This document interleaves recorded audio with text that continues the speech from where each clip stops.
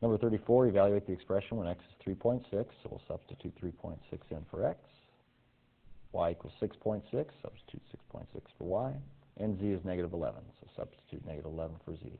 What do we end up with? We end up with x, so 3.6 minus absolute value, y, which is 6.6, minus z, which is negative 11. So we have to make sure we don't accidentally just put, minus 11, because there are two negatives in there now. We have to subtract z.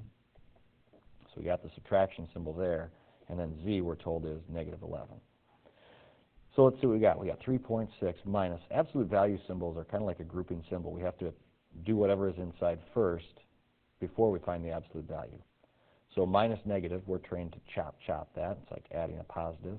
So 6.6 plus 11, we're looking at 17.6 inside the absolute value symbols.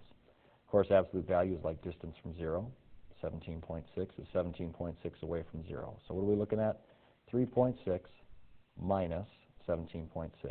If we think of subtraction as adding the opposite, we get 3.6 plus negative 17.6. If we use our addition rules, we say bigger absolute value minus smaller absolute value, since the different symbols, a positive plus a negative.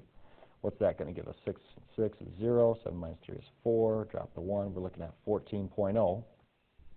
But when we add different symbols, the bigger symbol wins, okay? What do I mean by that? The bigger absolute value is 17.6. Its symbol was negative, so our final answer is going to be negative 14.